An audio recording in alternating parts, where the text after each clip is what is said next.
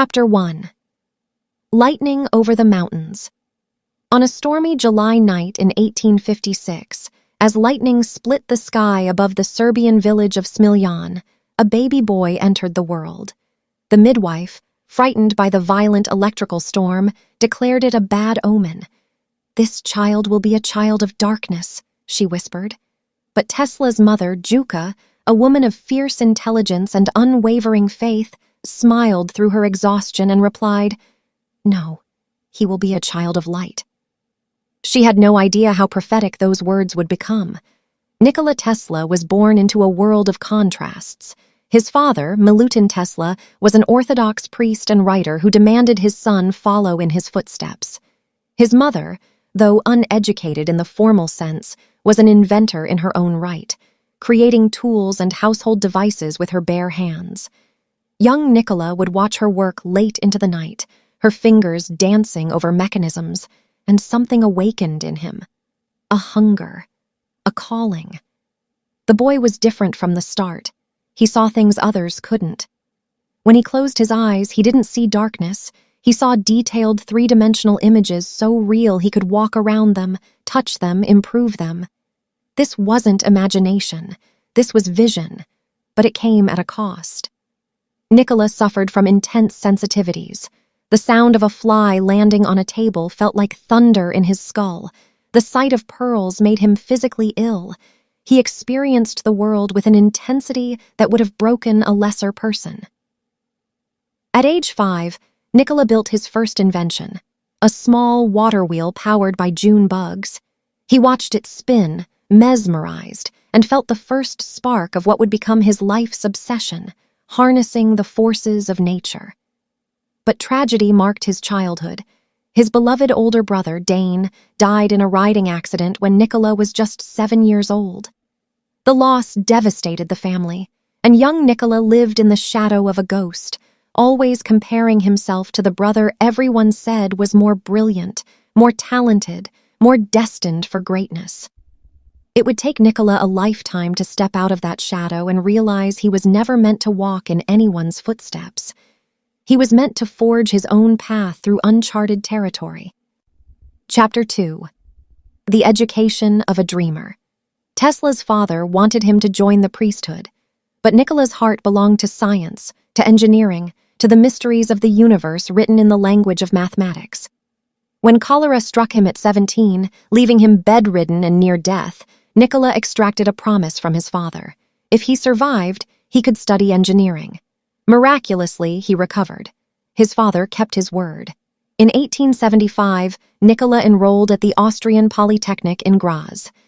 Here, the young man with the intense eyes and gaunt features threw himself into his studies with superhuman dedication. He worked from 3 in the morning until 11 at night. His professors worried he would kill himself from overwork. But Tesla was possessed by something greater than himself, a vision of a world transformed by electricity. It was during a physics demonstration that Tesla's destiny crystallized. His professor was showing the class a direct current dynamo, explaining how it worked with its commutator and brushes. But young Tesla saw something else. He saw the inefficiency, the sparking, the waste. And in that moment, standing in that classroom, an idea began to form, an idea so revolutionary it would change the world. "Wouldn't it be wonderful," Tesla suggested, "to eliminate the commutator and create a motor that runs on alternating current?" His professor laughed. In front of the entire class, he declared Tesla's idea impossible, a violation of natural law.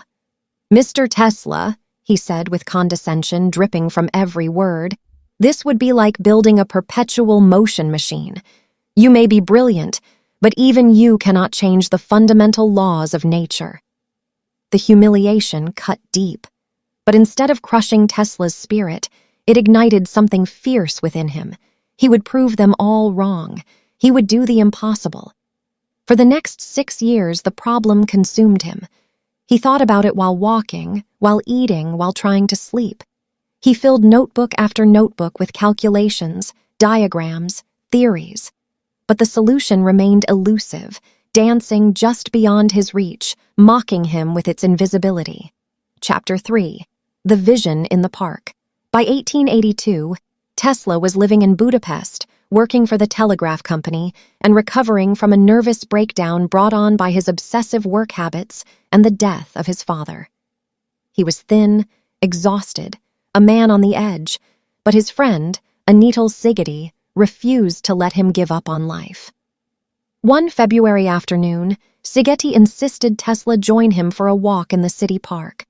As the sun began to set, painting the sky in shades of gold and crimson, Tesla began reciting lines from Goethe's Faust, his favorite work. The words rolled off his tongue.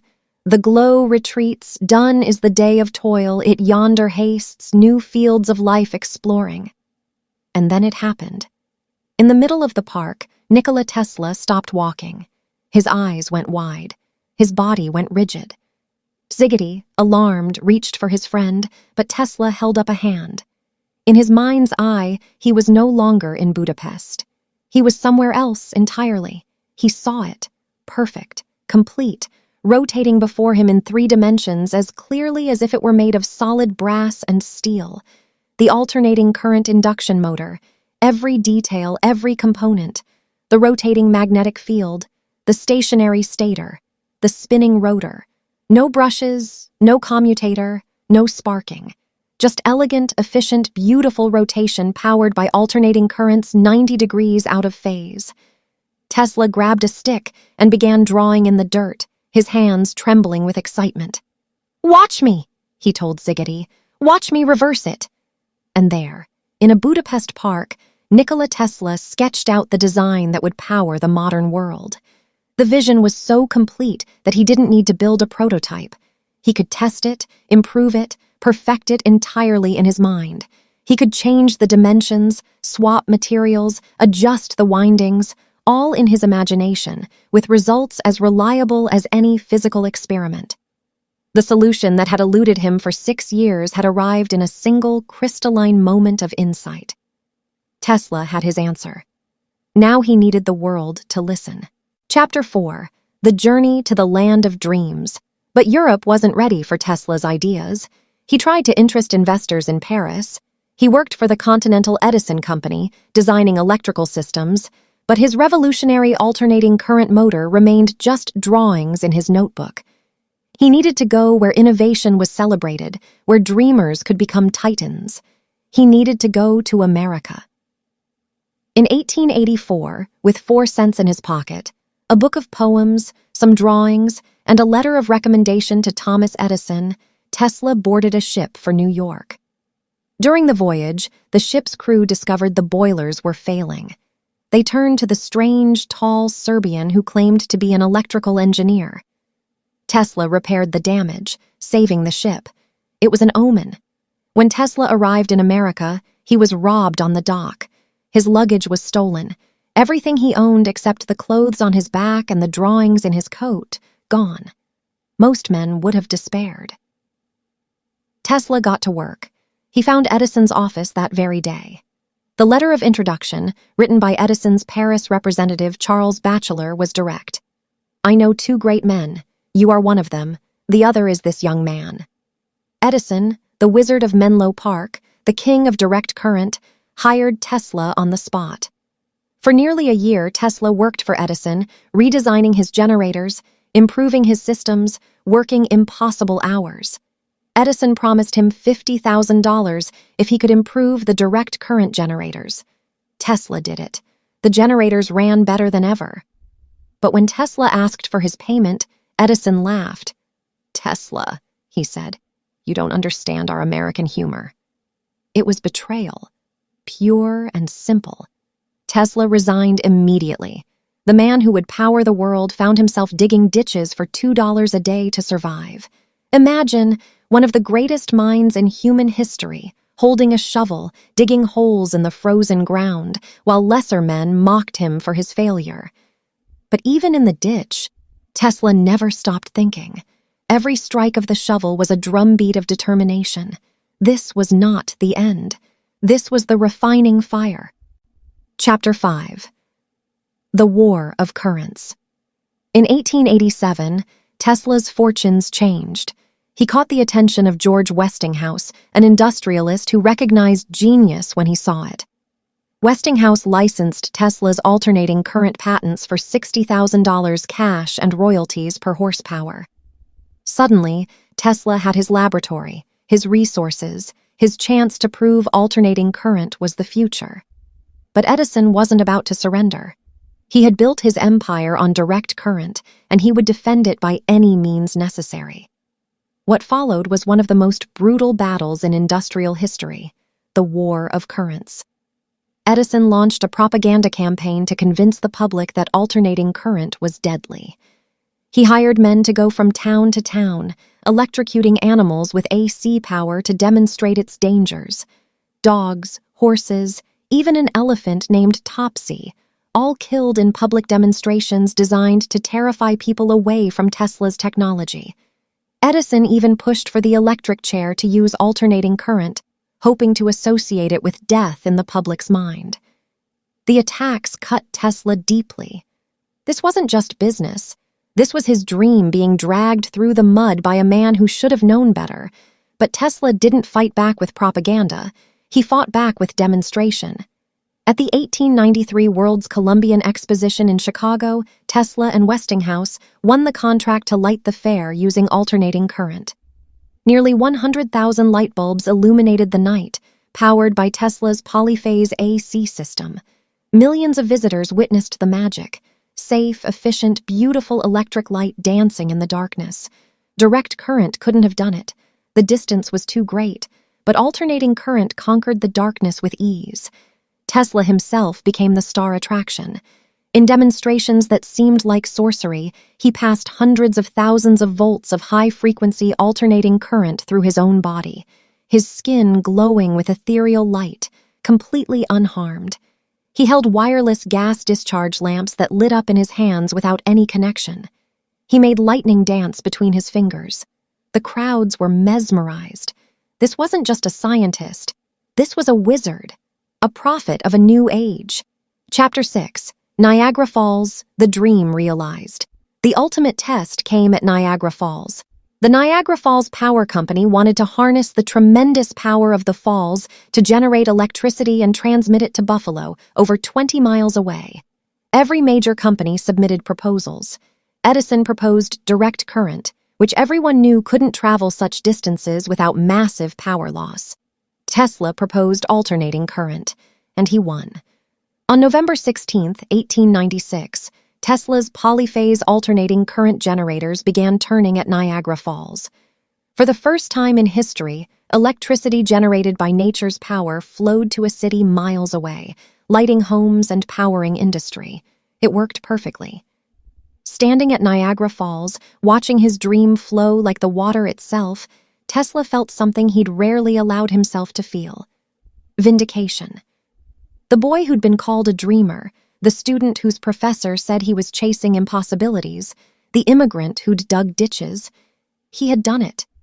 He had harnessed nature itself and given its power to humanity. Alternating current had won. Edison's direct current was finished for long-distance power transmission. Tesla's vision had become reality. But for Tesla, this was just the beginning. Chapter 7. The Invisible World.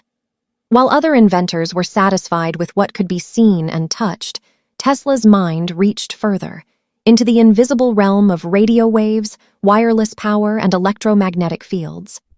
In his laboratory on South Fifth Avenue in New York, then later in Colorado Springs, Tesla conducted experiments that seemed to defy reality.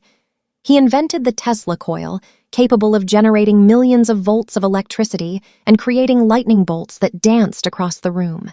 He developed radio-controlled boats, the first remote-controlled devices in history. In 1898, he demonstrated a radio-controlled boat at Madison Square Garden, and the crowd thought it was magic. Some believed Tesla was using telepathy to control it. The concept of wireless control was so foreign that people couldn't accept the technological explanation. Tesla understood what many scientists of his day didn't, that the Earth itself could be used as a conductor, that wireless power transmission was not only possible, but inevitable. In Colorado Springs in 1899, he built a massive experimental station with a tower topped by a huge copper sphere. His goal? To tap into the Earth's natural electrical resonance and transmit power wirelessly across the globe. One July night, Tesla created artificial lightning bolts 135 feet long, the largest man-made electrical discharges ever generated at that time. The thunder from his experiments could be heard 15 miles away. He overloaded the El Paso Power Company's generator and plunged Colorado Springs into darkness. But Tesla had proven his point. He had made the Earth itself ring with electrical energy. In his notes from Colorado Springs, Tesla wrote with barely contained excitement about picking up strange electrical signals from space, rhythmic pulses that he believed might be communications from another planet. The scientific community mocked him, but Tesla didn't care. He had heard something. Whether it was natural radio emissions from Jupiter or something else entirely, Tesla knew the universe was alive with invisible energies waiting to be understood. Chapter 8. Wardenclyffe, the Tower of Dreams. By 1900, Tesla had a vision that consumed him completely, a world wireless system that would not only transmit messages, but also transmit power to any point on Earth. No more power lines, no more isolation, universal free energy for all humanity. With backing from the wealthy financier J.P. Morgan, Tesla began construction on Wardenclyffe Tower on Long Island. It was to be his masterpiece, a 187-foot tower topped with a massive copper electrode designed to transmit power through the Earth itself and through the atmosphere. The plan was brilliant, revolutionary, and decades ahead of its time. Tesla poured everything into Wardenclyffe: his money, his energy, his health, his reputation. The tower rose like a cathedral to the future, its framework silhouetted against the Long Island sky. Tesla imagined a world where anyone could tap into free, wireless power, where information could flow instantly to any point on the globe, where distance and geography ceased to be barriers to human connection. But then disaster struck. Morgan discovered that Marconi had achieved the first transatlantic wireless telegraph transmission. Morgan, who had invested in Tesla believing he was funding long-distance telegraphy, felt betrayed that Tesla was actually working on something far more ambitious and far less profitable. Wireless transmission of information might make money, but wireless transmission of power? How would utility companies charge for that? Morgan withdrew his funding. Tesla desperately sought other investors, but his reputation for impractical dreams preceded him. The tower at Wardenclyffe stood incomplete, a monument to possibility abandoned by short-sighted men who couldn't see past quarterly profits to the transformation of human civilization. In 1917, the tower was demolished for scrap metal to pay Tesla's debts. As it fell, something broke inside Tesla as well. His greatest dream, reduced to rubble. Chapter 9. The Lone Wolf Tesla Never Married. When asked about it, he said, "I do not think you can name many great inventions that have been made by married men." But the truth was more complex. Tesla loved once, perhaps, but he had made a choice: his work or a conventional life. He chose the work. He lived in hotels, moving frequently when he couldn't pay the rent. The Hotel New Yorker became his final residence. Every day he followed the same routines with obsessive precision. He fed pigeons in the park, always at the same time. He dined at Delmonico's restaurant, always the same meal. He required 18 napkins at dinner to polish his silverware and plates. He counted his steps. He did everything in multiples of 3. To the outside world, Tesla became eccentric, strange, a mad scientist whose best days were behind him. He held press conferences on his birthdays, announcing fantastic inventions that never materialized: death rays, earthquake machines, methods to photograph thoughts, plans to split the earth like an apple. But were these the ravings of a deteriorating mind, or were they the frustrated prophecies of a man so far ahead of his time that the world would need another century to catch up? Chapter 10. The Final Years. As Tesla aged, he became more isolated. The man who had once hobnobbed with Mark Twain, J.P. Morgan, and Stanford White now spent his evenings alone, feeding pigeons. His obsession with the birds wasn't madness. It was the pure love of a lonely man for the few creatures who never judged him, never betrayed him, never told him his dreams were impossible. He spoke of one white pigeon in particular, a female with gray tips on her wings. "I loved that pigeon," Tesla said near the end of his life. "As a man loves a woman, and she loved me. As long as I had her, there was purpose to my life." One night, the white pigeon came to his window. Tesla knew immediately something was wrong. "She told me she was dying," he later said, and then a light came from her eyes. Powerful beams of light. "When that pigeon died, something went out of my life.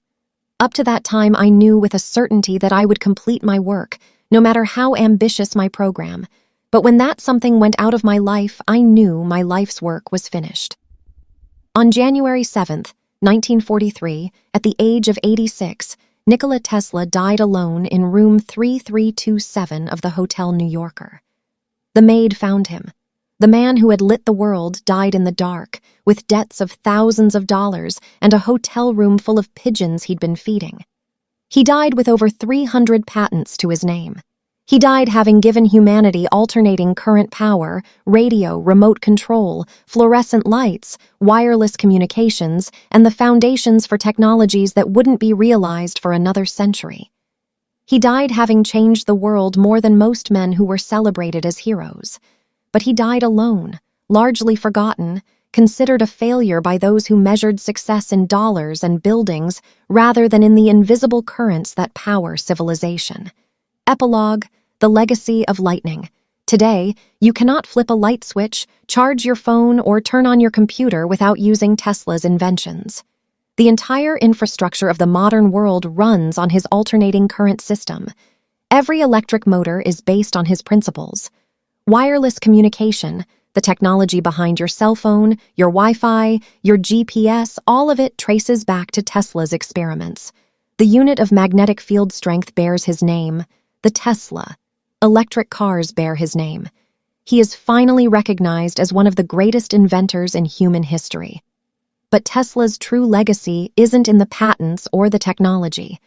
It's in what he represented, the courage to dream impossibly big dreams, the refusal to accept the limitations others placed on what could be achieved, the willingness to sacrifice everything, wealth, comfort, companionship, recognition, in pursuit of a vision.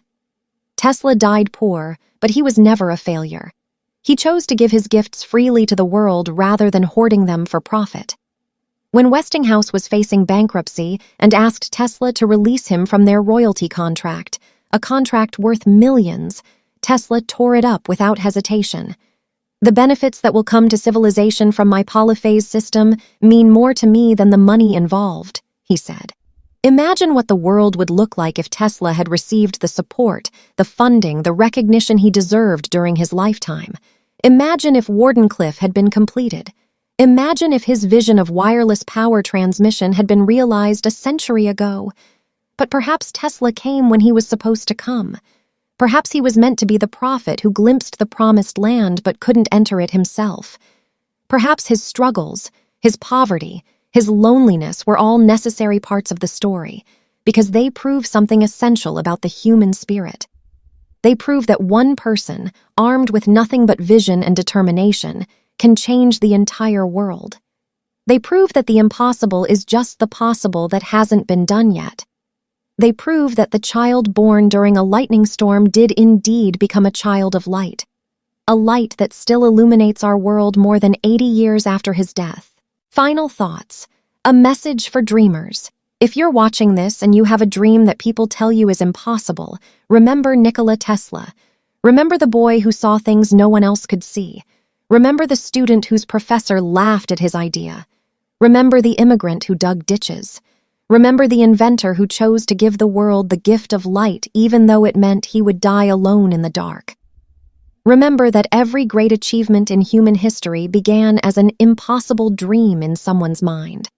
Tesla proved that one person can change the world. He proved that vision matters more than money. He proved that the future belongs to those brave enough to imagine it.